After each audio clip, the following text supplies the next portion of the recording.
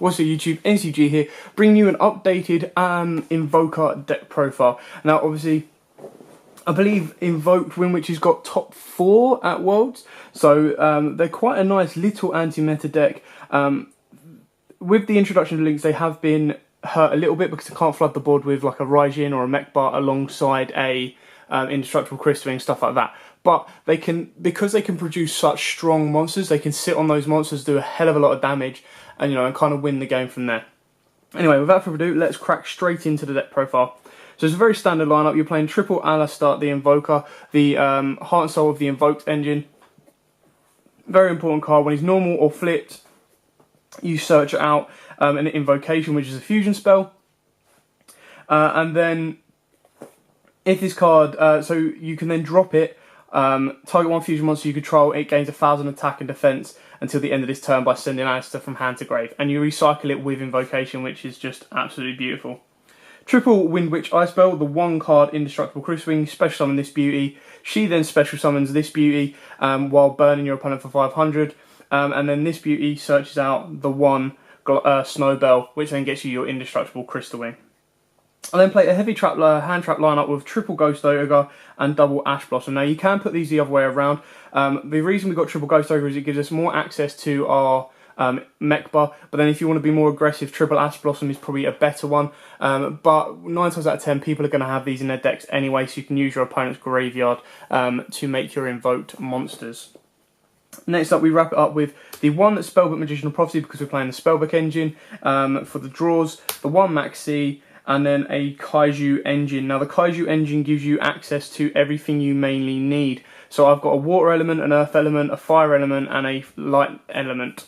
Now obviously the light gets you is the biggest downside because it's a 3300 beta. You never really want to give it to your opponent.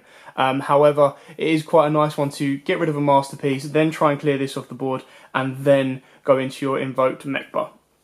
And then Dugran, the Mad Fang Kaiju, obviously gets you into Purgatrio.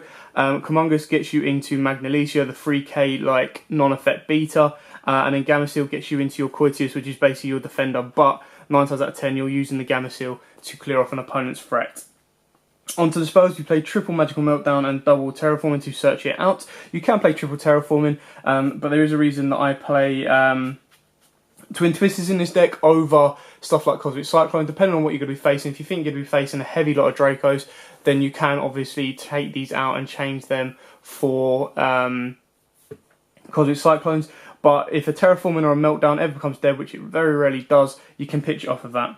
And then the thing that Twin Twisters gives this deck is if you've got a monster in hand, if you're not going to be able to activate its effect, you can pitch it to graveyard and still clear 2 back row and then get an effect off as well, so it's got double usage.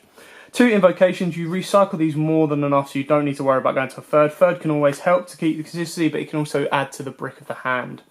Ideally, you don't want to open up this guy, this spell card, you want to be searching it off of Alistar. Spellbook Engine, triple Spellbook Secrets. Now this obviously can search out both the Blue Boy, which gets you into Coitius, and then of course you can search out your Spellbook of Knowledge, and Spellbook of Knowledge then sends Alistar from field, which is what you want to be doing with Wonder Wand anyway. It can send one of the spellbooks from hand, and then you've got an instant Coitius as well, just for the +2 draws. Double Interactive Kaiju Slumber. These are like your Dark Hole Regekis of the deck. You can obviously put Dark Holes and Regekis into this deck, but the Interactive Kaiju Slumber is enough board whites for now. Double Twin Twister, as previously explained, and the single Soul Charge, because Soul Charge could be massively important, because you could do all your plays. You could either go into Invoked Elysium, nuke the board, and then use Soul Charge to bring out your whole board because they're coming back from grave. They don't have to be linked or put into the extra monster zone. And then track liner is simple double strike and single solemn warning. Solemn warning is an out to everything, and strike is obviously quite a nice out to any link monsters you might face. Now on to the extra deck. We play double Invoked Purgatrio. Now this is the absolute beta from the extra deck. This card gains 200 attack for each card your opponent controls, which is amazing, and it can attack all monsters your opponent controls once each. If this card attacks a defense visual monster, inflict piercing battle damage to your opponent, which is massively important. Especially if you drop an Alistar on this guy, he's going up to 33. Double Invoked Mechbar. You can play this up to 3 if you wish, but this is kind of enough for me at 2. Purely because you can't flood the board as quick and easy as it used to be, but Mechbar is your first turn If you don't get a Crystal Wing, it's a mech bar, and it's a sit and hold, negate and banish all your opponent's stuff, and then push further forward. Double Invoked Raijin, this is your Book of Moon card. This is kind of the original combo with the Crystal Wing. You would then go into this guy because you were locked into winds, but unfortunately you can't do that now. But he's still incredibly important and incredibly strong. That Book of Moon could change the whole game. One Invoked Elysium, this is your nuke the board card. It's a little bit harder to get out, but the ability to nuke and banish is just insane. Invoked Coitiers, this is a nice one to sit on. It's a 2900 defender. Can't be destroyed by your opponent's card effect, which again is also nice, and it can't be targeted with card effects.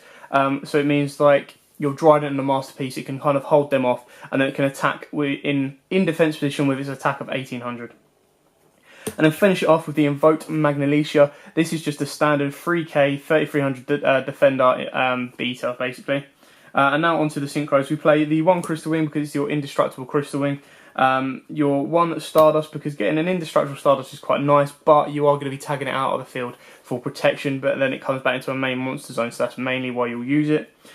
Clear Wing, which is partly a stepping stone to get into your Crystal Wing, but also the effect is quite helpful. If you're cautious of what your opponent's going to be playing, or if you think your opponent's got something that can disrupt your Clear Wing, you make your level 7 play to get into your Crystal Wing, you make Clear Wing. Clear Wing can then protect itself, so your opponent has very little to be able to do, and then you sync up into your next one. The main stepping stone is Windwitch Winterbell. This is the burner card. Burns your opponent when it's special summoned. You target a Windwitch monster in your graveyard, inflict damage to its level times 200, which is very, very nice. You can get 800, is kind of like the max ideal. But yeah, you can still make it, because we play 3 ice and 2 glass, you still have the ability to make another one of these further on later in the game should you need to. And then we finish off with the one Black Rose Dragon to nuke boards and start again. This gives you a Fire Engrave for Purgatory, but it also nukes the board to clear it out. Now the way you make this is you have an Alistair on board, and then somehow drop a Ghost Ogre or an Ash Blossom, Mate Rose to nuke the board to clear it all off. That's kind of like the worst case scenario. You very rarely go into it. It's just a safety net if you want it. And then I finish it off with the one Tornado Dragon. Yes, we can only make this with 2 Alistairs, but should the chance arise, as long as you've got the field spell in play, the deck doesn't really worry about huge amounts of back row, right? Yes, it will worry about like Cosmic Cyclones and Twin Twists and stuff like that, but stuff like Warnings and Strikes can kind of be prevented because of Magical Meltdown. Kind of helps it a little bit, not all the time, but a little bit helps it out. Whereas Tornado Dragon is a Wind Engrave, and it's then there, you use both the materials, get your Alistairs to grave, clear any damage in back row, then get rid of your Tornado Dragon, and then off you go and play. But these last 2 spots of Black Rose and Tornado Dragon are entirely up to you. You can bump up some of your invokes to 3. You can bump up any of the Synchro Windwitch engines plays if you want to. It is entirely up to you how you want to go from there on.